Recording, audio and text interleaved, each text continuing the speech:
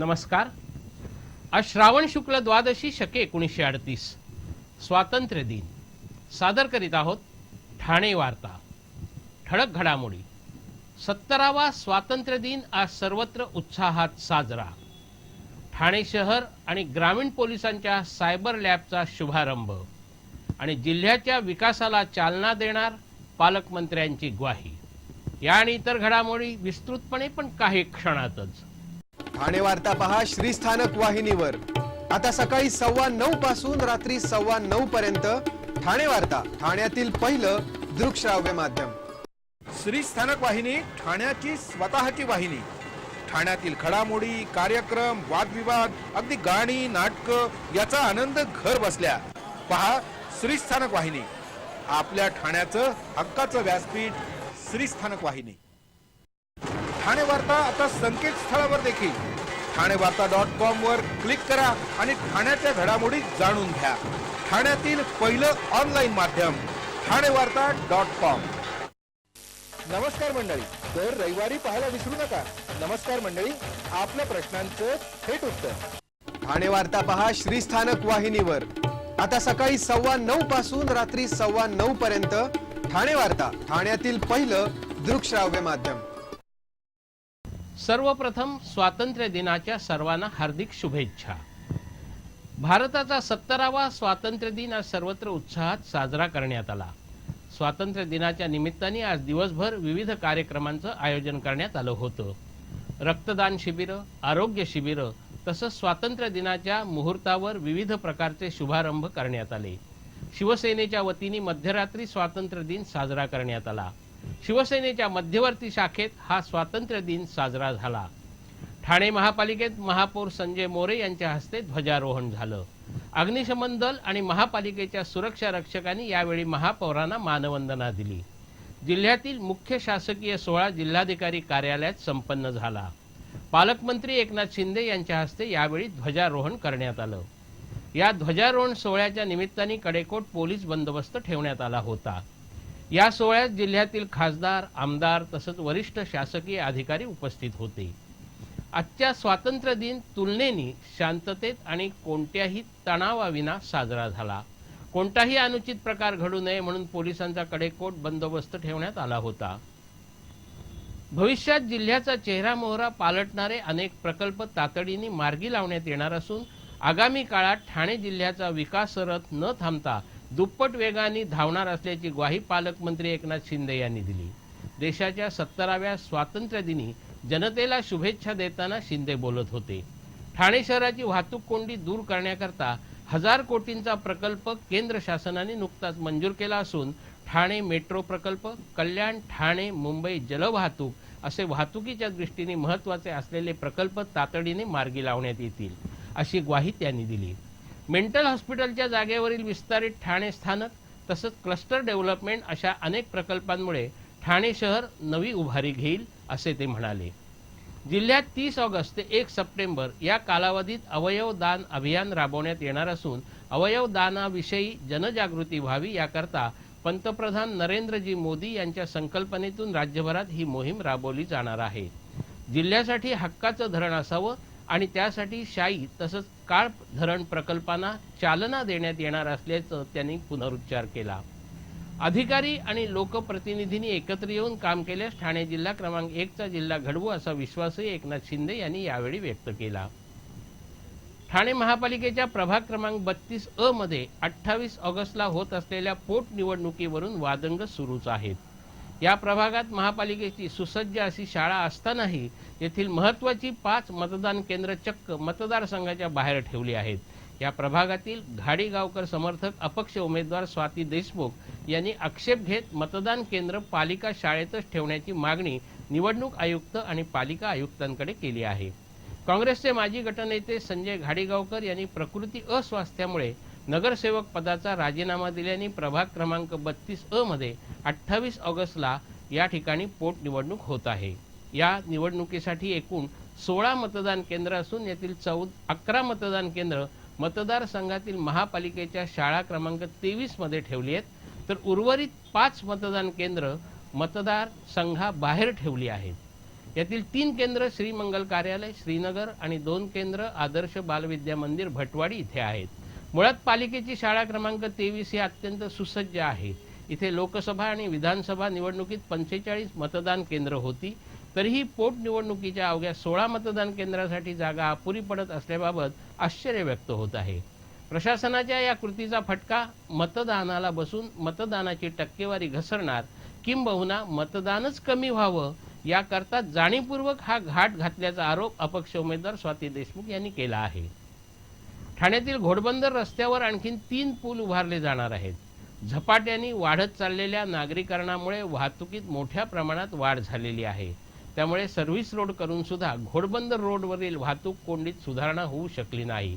घोडबंदर रोडवरील आनंदनगर नाका, कासार वडवली, भाईंदरपाडा इथे वाहतूक कोंडीमुळे गाड्यांच्या लांबच लांब रांगा लागत असल्यामुळे या ठिकाणी उड्डाण पूल उभारावेत अशी मागणी स्थानिक शिवसेना आमदार प्रताप सरनाईक यांनी केली होती. त्यानुसार राज्य रस्ते विकास महामंडळ आणि मुंबई महानगर विकास प्राधिकरणाने हिरवा कंदील दिला आहे. राज्याचे मुख्यमंत्री देवेंद्र फडणवीस यांनी या 3 उड्डाण पुलांसाठी 75 कोटीचा खर्चास मंजुरी दिली आहे. 3 पुलाऐवजी एकच एलिव्हेटेड उड्डाण पूल उभारल्यास खर्च वाढेल, पण भविष्यातील मेट्रो प्रकल्पाचा विचार करून एकच एलिव्हेटेड उड्डाण पूल करणं शक्य आहे का याची चाचपणी प्राधिकरणाने प्रत्यक्ष जागेवर जाऊन केली. त्याचा अहवाल सादर करून लवकरात लवकर 3 उड्डाण पूल अथवा एकच एलिव्हेटेड उड्डाण पुलाचं काम डिसेंबर पूर्वी सुरू करण्याचं आश्वासन प्राधिकरणाने दिल्याची माहिती आमदार प्रताप सरनाईक यांनी दिली. जीवनावश्यक वस्तू आणि कच्च्या मालाचा बेकायदेशीररित्या साठा करून ठेवल्याबद्दल भिवंडी येथील एका कंपनीतून 94 लाखांचा तेल डाळ साठा जप्त करण्यात आला आहे. भिवंडी तालुक्यातील धामणगाव येथे केबिन केअर प्रायव्हेट या कंपनीत मोठ्या प्रमाणावर जीवनावश्यक वस्तूंचा साठा विनापरवाना ठेवल्याची माहिती जिल्हा प्रशासनाला मिळाली होती. त्यानुसार पुरवठा निरीक्षण अधिकाऱ्यांच्या पथकाने कंपनीची तपासणी केली. यावेळी या ठिकाणी वनस्पती तेल, पामोलिन, तेलबिया, शेंगदाणा लाल आणि शेंगदाणा तुकडा असे 20,42,061 रुपये किमतीचा 149 क्विंटल तेल साठा आढळला.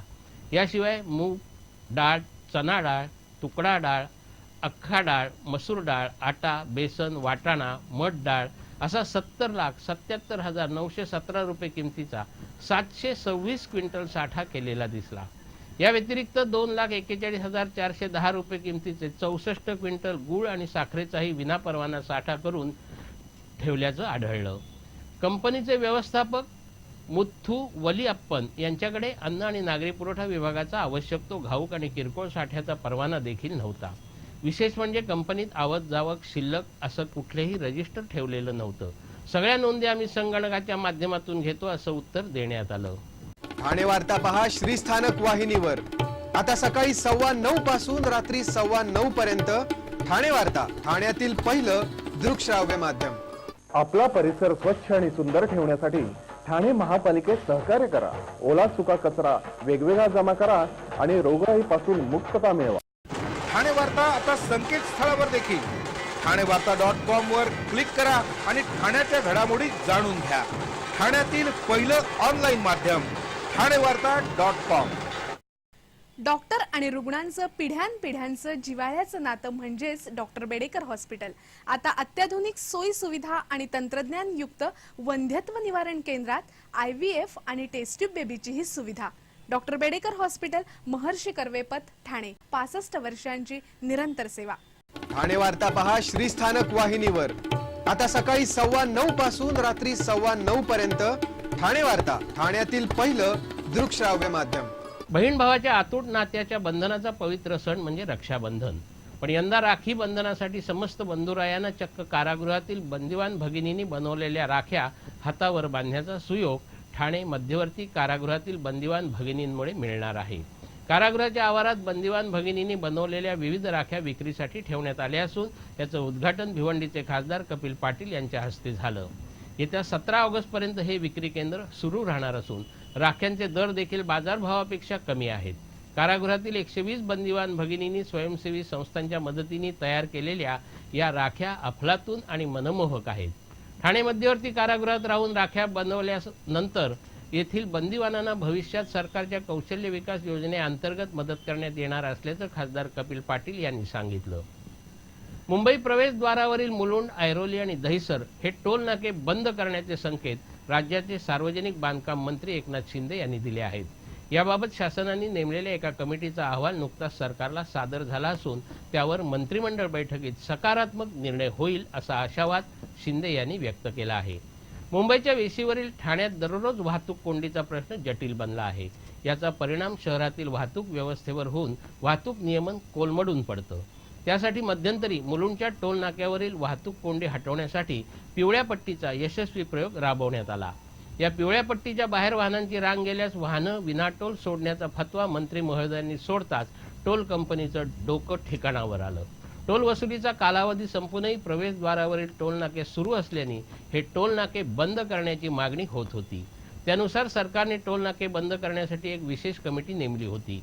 या कमिटीने नुकताच आपला अहवाल शासनाला सादर केल्याची माहिती मंत्री एकनाथ शिंदे यांनी दिली असून त्यावर लवकरच निर्णय घेण्यात येणार असल्याचं त्यांनी स्पष्ट केलं. दिवा परिसराकडे होत असलेलं दुर्लक्ष आणि लोकप्रतिनिधी पक्ष बदलण्यात मशगूल असल्याने पायाभूत सुविधा देखील उपलब्ध होत नसल्याच्या निषेधार्थ हजारो दिवावासियांनी खड्ड्यांच्या रस्त्यातून बैलगाडी हाकत मोर्चा काढला. यावेळी नागरिकांनी सत्ताधारी आणि पालिका प्रशासनाच्या नावाने शिमगा करीत घोषणाबाजी केली. दिव्यातील खड्डे आठवडाभरात न बुजवल्यास साखळी उपोषण करण्याचा इशारा देण्यात आला आहे. तब्बल 5 लाखाच्या घरात गेलेली दिव्याची लोकसंख्या पाहता नागरी सुविधांचा अभाव आहे. रस्त्यावर खड्डे, पिण्याच्या पाण्याची वानवा, दुर्गंधी आणि अस्वच्छतेमुळे रोगराई पसरली असून देखील दिव्यात साधं आरोग्य केंद्र नाही.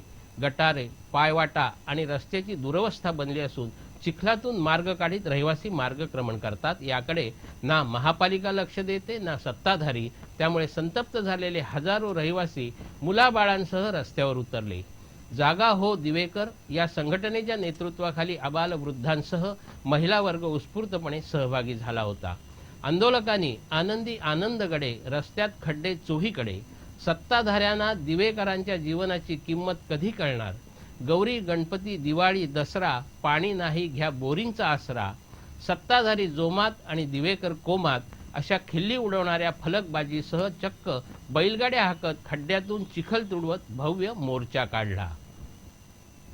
मुंबई प्रवेशद्वारावर म्हणजे मुलुंड येथील टोल नाक्यावरील वाहतूक कोंडी हटवण्यासाठी पिवळ्या पट्टीचा यशस्वी प्रयोग केल्यानंतर सार्वजनिक बांधकाम मंत्री एकनाथ शिंदे यांच्या आदेशाने मुंबई नाशिक महामार्गावरील खारेगाव टोल नाक्यावर देखील पिवळ्या पट्टीच्या अंमलबजावणीला सुरुवात झाली. खारेगाव टोल नाक्यावर होणाऱ्या वाहतूक कोंडीच्या अन्य कारणांची देखील माहिती शिंदे यांनी यावेळी घेतली. रुंदी वाढवणं, मनुष्यबळ वाढवणं आदी उपाय राबवण्याच्या सूचना त्यांनी यावेळी केल्या. 6 पदरी हा महामार्ग 8 पदरी करणं शक्य असल्याच्या बाबीची देखील यावेळी त्यांनी प्रत्यक्ष चाचपणी केली. राज्यभरात 42 ठिकाणी सुरू होत असलेल्या सायबर लॅबपैकी ठाणे ग्रामीण पोलीस आणि ठाणे शहर पोलीस आयुक्तालय या दोन्ही लॅब्स कार्यान्वित झाल्याने जिल्ह्यातील अनेक सायबर गुन्हे उघडकीस आणणं शक्य होणार आहे. अशा शब्दात पालकमंत्री एकनाथ शिंदे यांनी या उपक्रमाचं कौतुक केलं. त्यांच्या हस्ते आज या सायबर लॅब्सचं उद्घाटन झालं. त्यावेळी ते बोलत होते. या सायबर लॅब्सच्या माध्यमातून हार्ड डिस्क फॉरेन्सिक त्याचप्रमाणे मोबाईल फॉरेन्सिक तपास सहज शक्य होणार आहे. आत्ताच्या घडीला योग्य तंत्रज्ञानाअभावी असे गुन्हे उघडकीला आणणं शक्य होत नव्हतं अशी माहिती पोलीस आयुक्त परमवीर सिंह यांनी यावेळी दिली. तसंच ती अधिक सुसज्ज बनवण्यासाठी आणखी 1.5 कोटी रुपयांची आवश्यकता आहे असं सांगितलं. ठाणे पोलीस आयुक्तालयाच्या इमारतीत 3ऱ्या मजल्यावर 730 स्क्वेअर फूट जागेत ही सुसज्ज सायबर लॅब असून एकंदर 13 वर्क स्टेशन्स आहेत. संपूर्ण वातानुकूलित अशी ही सायबर लॅब तांत्रिक तपासासाठी एकदम सुसज्ज अशी आहे. एवढंच नव्हे तर चौकशी अधिकारी आणि सायबर लॅबमधील तंत्रज्ञ यांना संवाद साधण्यासाठी स्वतंत्र कॉन्फरन्स रूम देखील आहे. तपासणीसाठी आणलेले हार्डवेअर सुरक्षित राहावं म्हणून आग प्रतिबंधक स्टोरेज देखील आहे. या सायबर लॅब करता CDAC कडून पोलीस तपासणीसाठी आवश्यक असलेलं सॉफ्टवेअर आणि प्रशिक्षण देण्यात आलं आहे. एकंदर 20 जणांचं प्रशिक्षित पथक या लॅबचं काम पाहणार आहे. ठाणे ग्रामीण पोलीस कार्यालयातही 3ऱ्या मजल्यावर ही सुसज्ज सायबर लॅब आहे. या ठिकाणी देखील 8 वर्क स्टेशन्स आहेत. या सायबर लॅबमध्ये विनलिफ्ट, नेसा, सायबर चेक, मोबाईल चेक, एडविक असे आधुनिक पद्धतीचं सॉफ्टवेअर असून यात hard disk imaging, mobile phone imaging, dump data विश्लेषण, CDR टॉवर, CDR विश्लेषण, सोशल मीडियावर लक्ष ठेवणंही शक्य होणार आहे.